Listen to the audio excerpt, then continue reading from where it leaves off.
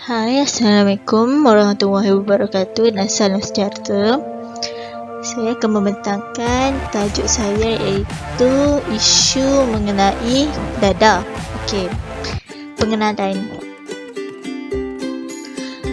Dada adalah sejenis bahan atau campuran bahan kimia psikoaktif yang digunakan bukan untuk tujuan perubatan yang mana penggunaannya adalah dilarang. Menurut Kamus Dewan Melayu Inggeris pula, drug bermaksud ubat-ubatan. Dada merupakan satu istilah khas yang merujuk kepada sejenis bahan yang mendatangkan kemudaratan kepada kesihatan seseorang dari segi fizikal, mental dan emosi serta tingkah laku pengguna apabila digunakan. Mengikut Kamus Dewan 2000 pula, istilah dada diartikan sebagai dadah ubat-ubatan atau bahan seperti ganja, heroin, marijuana yang merosakkan kesihatan atau membinasakan orang yang berlanjutan menggunakannya. Dalam konteks yang sebenar, istilah dada mestilah merangkumi semua bahan atau ejen selain daripada makanan dan air yang membawa kepada penagihan. Dada juga ialah bahan yang digunakan untuk merawat penyakit, mengurangkan simptom atau mengubah suai proses kimia di dalam badan untuk tujuan-tujuan yang tertentu. Walau bagaimanapun, bukan semua bahan yang dimakan dianggap sebagai dada. Misalnya, makanan yang dimakan secara normal tidak dianggap sebagai dada, melainkan makanan tersebut diambil khas untuk tujuan tertentu. Oleh sebab perkataan drug dipinjam daripada bahasa Inggeris, perkataan ini membawa makna banyak maksud. Perkataan drug lebih banyak digunakan dalam bidang farmasi dan perubatan iaitu ubat, manakala dada membawa imej yang lebih negatif iaitu ketagihan. Faktor-faktor yang menyebabkan seseorang terlibat dengan dada adalah faktor-faktor diri sendiri. Okey, yang pertama, tekanan emosi yang dihadapi oleh seseorang individu. Keadaan emosi yang tak stabil dalam diri seseorang boleh menyebabkan dia mengalami tekanan dan juga kemurungan. Tingkah laku seseorang individu boleh berubah-ubah disebabkan oleh perasaan kecewa atau tekanan dalam kehidupan atau keadaan persekitaran yang tak dapat memenuhi keperluan asal dan kehendak diri seseorang individu, sebagai contoh tempat tinggal, makanan. Okey, ini faktor tekanan emosi ni dihadapi oleh seseorang yang dapat dikaitkan dengan falsafah pendidikan kebangsaan, iaitu dari aspek emosi yang diamalkan di Malaysia. Emosi amat penting kerana tubuh badan sihat dan cegah datangnya daripada emosi yang stabil. Individu haruslah mempunyai emosi yang stabil dan seimbang. Jika emosi individu terganggu, akan menjejaskan diri mereka untuk menggunakan barangan-barangan seperti ubat penenang, sama ada ia dalam bentuk kapsul atau cecair bagi menenangkan emosi mereka yang terganggu. Okey, faktor diri sendiri yang menyebabkan seseorang terlibat dalam dada adalah ingin mencuba. Seseorang ingin mencuba bagi mencari pengalaman baru walaupun mereka terpaksa mengalami kegagalan dan kesukaran. Okay, situasi ini adalah sesuatu keadaan yang baik apabila mereka mengarahkan sifat ini lebih positif. Akan tetapi segelintir orang lebih menggunakan sifat ini kepada perkara yang merugikan, iaitu mencuba perkara-perkara yang tak elok untuk mengetahui sebab musababnya. Oleh hal yang demikian, ini lebih mudah mendorong segelintir orang dalam pengambilan dada. Kebanyakan segelintir orang yang terjebak dalam masalah dada ini adalah mereka yang gagal mengenali emosi semasa menghadapi masalah hidup, lalu mengakibatkan mereka terjerumus dengan isu penyalahgunaan dada. Okey, faktor ingin mencuba dapat dikaitkan dalam falsafah pendidikan kebangsaan FKP, iaitu dari segi aspek rohani yang diamalkan di Malaysia. Setiap individu mempunyai keinginan untuk mencuba sesuatu benda, sama ada positif atau negatif. Individu haruslah pandai membezakan keinginan untuk mencuba sesuatu benda sama ada ia mendatangkan faedah atau tidak. Jika tidak, mereka akan terjerumus untuk mencuba perkara negatif, iaitu menyalahgunakan dada sebagai hobi. Okey, faktor diri sendiri yang ketiga adalah kurangnya didikan agama. Okey, mereka yang kurang didikan agama ni akan mudah terjerumus dalam kaca penyalahgunaan dada.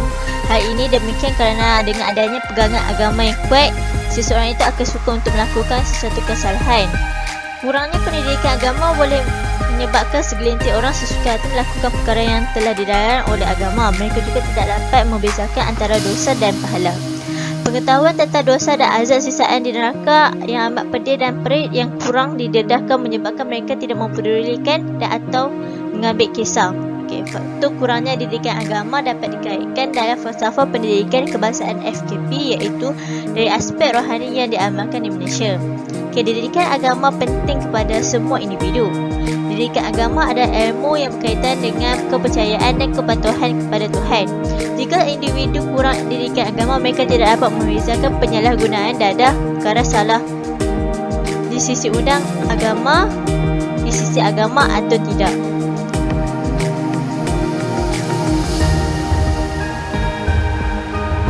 Seterusnya, faktor berlakunya penyalahan dadah adalah kurang pengetahuan tentang dadah. Sebenarnya remaja di negara kita ni tidak mempunyai pengetahuan yang mendalam tentang kesan negatif penggunaan dadah. Tanpa mereka sedari, sebenarnya dadah boleh menyebabkan pemikiran seseorang itu tidak waras dan gagal untuk membuat keputusan yang rasional dan juga mungkin akan membawa maut. Faktor kurangnya pengetahuan tentang dadah ni dapat dikaitkan dalam falsafah pendidikan kebangsaan FKP, iaitu dari aspek intelek yang diamalkan di Malaysia. Pendidikan amat penting kerana membawa kesejahteraan kepada individu. Jika individu kurang pengetahuan, maka mereka mudah percaya atau terjebak dengan penyalahgunaan dadah. Terdapat pelbagai faktor dalam penyalahgunaan dadah, iaitu faktor diri sendiri, faktor masyarakat, faktor sosioekonomi, dan yang paling penting adalah faktor ibu bapa. Jadi di sini saya ingin menerangkan faktor ibu bapa terhadap isu penyalahgunaan dadah. Pada zaman yang semakin mencabar dan penuh dengan konkurensi sengit ini, kenaikan kos sara hidup yang tinggi ini telah menjadi salah satu faktor utama menyebabkan ibu bapa lebih banyak memenuhi masa mereka dengan memberikan tumpuan penuh kepada kerjaya untuk meningkatkan taraf hidup mereka. Oleh hal yang demikian, urusan anak-anak menjadi terabai. Kasih sayang yang sepatutnya mereka perolehi tidak dapat diberikan sepenuhnya sehingga anak-anak semakin hilang kawalan oleh ibu bapa. Slogan rumahku syurgaku tidak dapat lagi diterapkan dalam keluarga. Maupun perkara begitu berlaku, ibu bapa tetap menumpukan kepada kekayaan dunia dek kerana memandang enteng perkara ini, sedangkan permata hatinya semakin malap kerana dimamah ansur negatif. Sebagai konklusinya, ibu bapa haruslah tidak membahagikan masa mereka dalam menguruskan urusan kerja dan membahagikan keprihatinan kepada anak-anak sepenuhnya dengan memandu mereka ke jalan yang diridai Allah serta membina keluarga bahagia. Seterusnya adalah faktor sosioekonomi yang menyebabkan isu penyalahgunaan dadah. Status sosioekonomi iaitu SES boleh menjadi satu faktor risiko untuk penyalahgunaan dadah. Latar belakang sosioekonomi yang lemah dan tahap pendidikan rendah dikaitkan dalam penyalahgunaan dadah, tetapi kesannya menghasilkan penemuan bercampur-campur. Kajian telah menunjukkan bahawa seseorang individu yang rendah SES-nya cenderung untuk menjadi seorang individu yang terlibat dalam penyalahgunaan dadah serta menghadapi masalah peribadi dan tekanan kerja. Namun begitu, kajian lain menunjukkan bahawa SES yang rendah dikaitkan dengan kurangnya penyalahgunaan dadah. Walau apa pun alasan yang diberikan, penyalahgunaan dadah tetap menyebabkan masalah sosial dalam setiap lapisan masyarakat dan hal ini haruslah dicegah bagi menjamin keharmonian negara kita.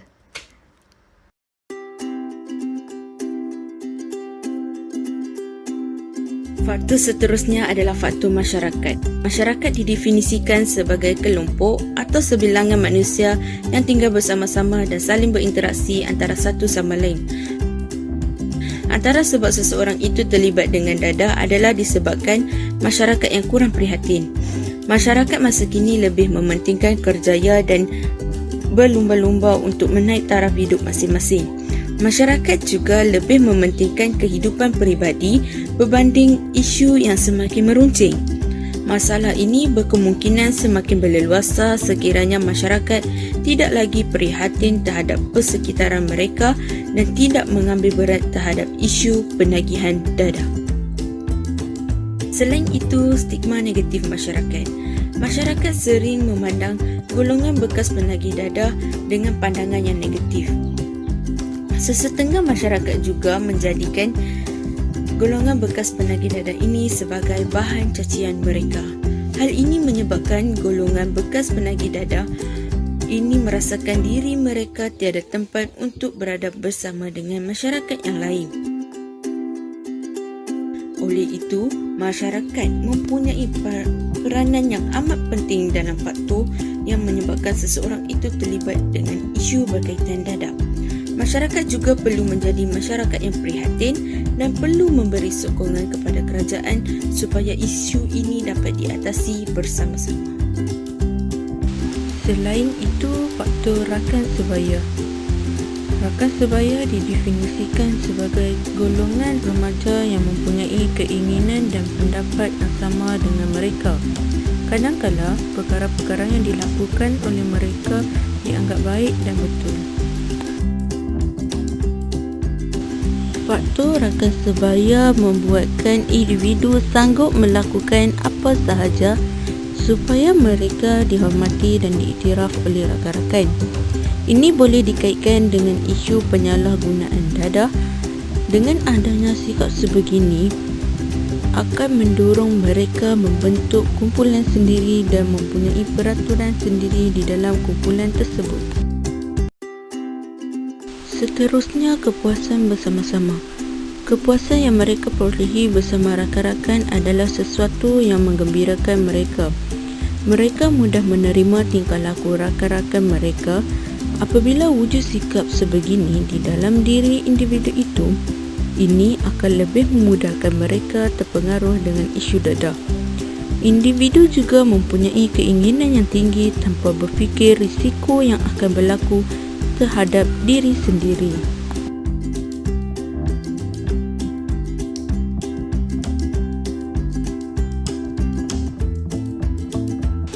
Oleh itu, pengaruh rakan sebaya memberi kesan yang amat besar kerana boleh menjejaskan sosialisasi, semangat kekitaan dan pembentukan identiti sosial terhadap diri seseorang individu itu. Assalamualaikum, saya akan menerangkan berkenaan dengan langkah-langkah penyelesaian bagi pencegahan isu dadah. Langkah-langkah penyelesaian bagi pencegahan isu dadah yang pertama ialah ibu bapa. Ibu bapa perlulah memainkan peranan yang cukup penting untuk memastikan anak-anak tidak turut terjebak dalam masalah dadah. Ibu bapa perlulah meluangkan masa secukupnya dan memberikan kasih sayang kepada anak-anak. Hal ini akan mengelakkan mereka daripada terjerumus permasalahan isu dadah. Sebagai contoh, sikap mengambil berat dan bertanggungjawab serta penyayang ini mampu mengelakkan remaja daripada terjerumus ke dalam masalahan penyalahgunaan dadah. Selain itu, ibu bapa perlu memantau atau mengawasi pergerakan anak-anak. Misalnya, ibu bapa mengenali rakan-rakan anak-anak. Seterusnya, ibu bapa perlu membuat persiapan keperluan dan pendidikan dengan baik. Ibu bapa perlu membuat segala persiapan keperluan dan pendidikan yang baik dan mencukupi sama ada formal maupun yang tidak formal dalam usaha membendung anak-anak mereka dari terjebak ke perangkap penyalahgunaan dadah.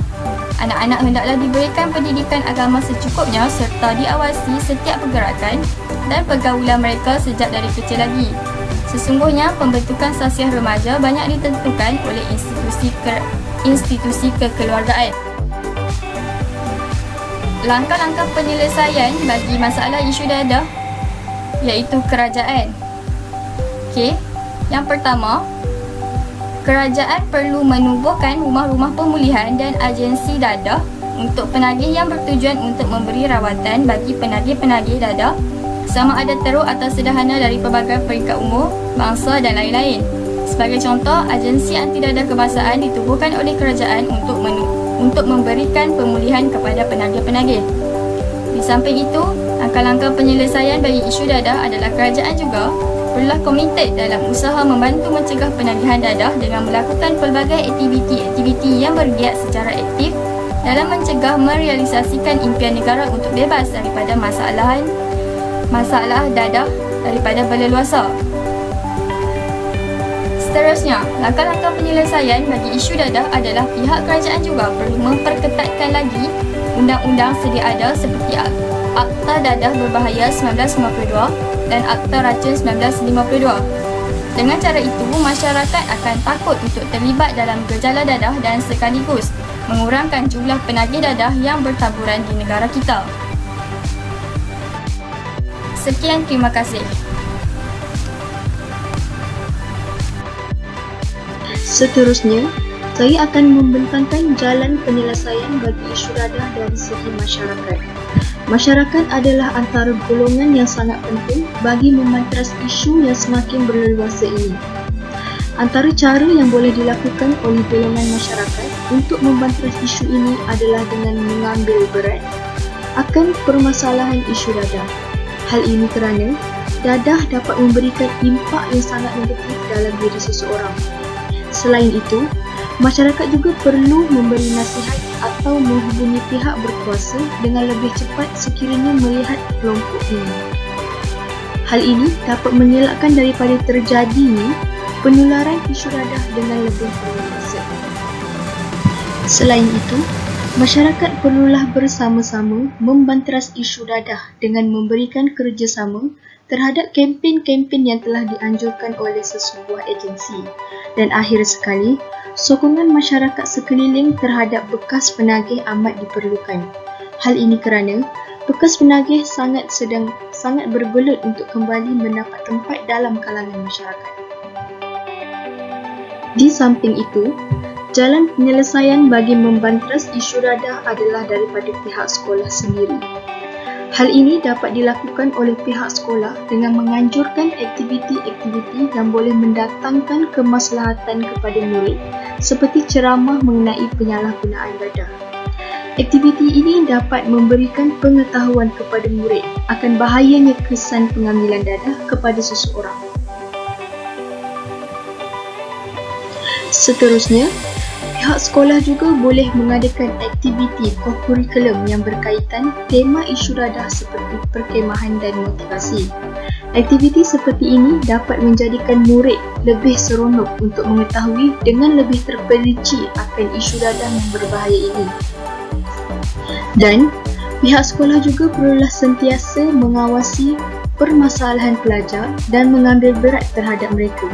Dan akhir sekali, pihak sekolah juga boleh menampal poster atau akhbar-akhbar tentang kesan berbahaya pengambilan dadah di kawasan sekolah. Ini dapat menanamkan sifat benci dan ingin menjauhi dadah dalam kalangan murid. Assalamualaikum warahmatullahi wabarakatuh. Saya akan membentangkan langkah penyelesaian yang boleh dilakukan oleh pihak NGO atau pihak bukan kerajaan serta bukan setarakan sebaya dalam menangani masalah dadah. Okey, langkah yang boleh dilakukan oleh pihak NGO atau pihak bukan kerajaan adalah dengan menganjurkan perkemahan bagi menerapkan nilai-nilai murni.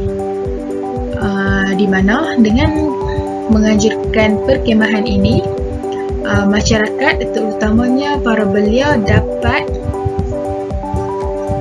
saling bekerjasama antara satu sama lain serta perkemahan ini juga dapat mengurangkan tekanan dalam diri masyarakat itu sendiri.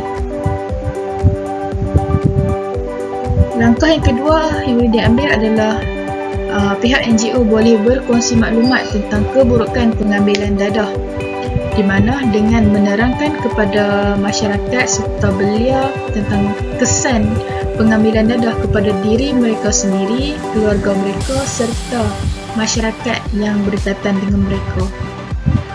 Langkah yang ketiga yang boleh diambil adalah dengan mengadakan kempen, di mana dengan mengiklankan tentang kesan serta keburukan dadah di media-media sosial ataupun platform-platform tertentu. Langkah yang keempat yang boleh diambil adalah pihak NGO boleh membuka kelas agama percuma kepada masyarakat, di mana sesetengah masyarakat yang kurang berpendapatan boleh menyertai kelas tersebut dan mereka dapat merekatkan diri mereka kepada Tuhan serta mencegah diri mereka dari melakukan perkara yang tidak elok. Langkah yang terakhir yang boleh diambil adalah rakan sebaya. Yang pertama, rakan sebaya boleh mengambil perhatian terhadap rakan lain di mana dengan menegur kesalahan yang dilakukan oleh rakannya tersebut agar rakan tersebut tidak terus melakukan kesalahan yang dilakukan. Yang kedua adalah dengan memantapkan jati diri, di mana seseorang itu perlu berpegang kepada jati dirinya dengan teguh supaya tidak goyah dan boleh menasihati rakan-rakan yang lain. Yang ketiga adalah dengan menerapkan ilmu agama, di mana rakan sebaya boleh mengajak rakannya untuk pergi ke kelas agama yang ada. Yang keempat adalah bijak dalam memilih kawan, kerana pelajar akan berseharian di sekolah dan bertemu dengan rakan sebaya mereka berbanding dengan ibu bapa mereka yang di rumah.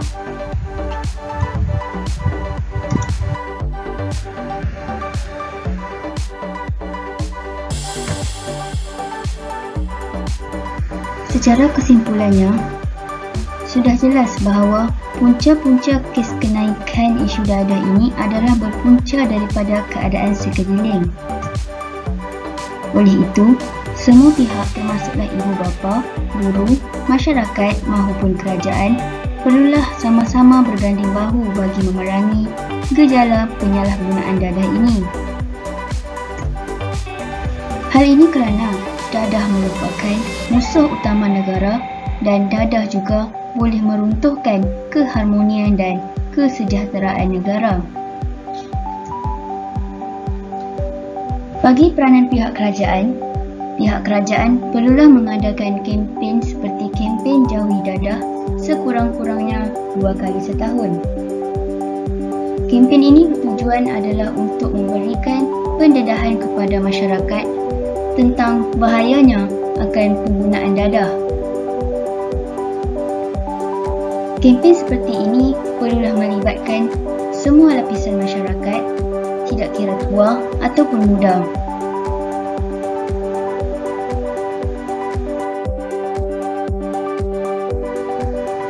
Selain itu, ibu bapa juga memainkan peranan penting, iaitu ibu bapa perlulah mengawasi anak-anak mereka sejak kecil daripada melakukan gejala-gejala yang tidak berfaedah.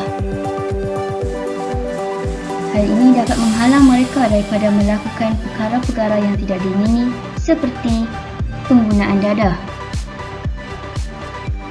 Ibu bapa perlulah memberikan pendedahan kepada anak-anak sejak dari kecil tentang bahayanya penggunaan dadah.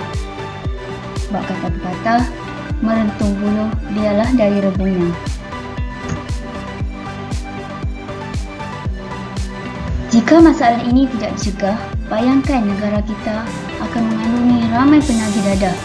Sudah pasti negara kita akan menjadi sebuah negara yang akan porak-poranda disebabkan oleh terlalu banyak penjenayah. Oleh itu, langkah-langkah ini perlulah dilakukan dengan efisien dan pantas agar hasrat kerajaan tercapai untuk mencapai sebuah negara yang bebas. Sekian, terima kasih.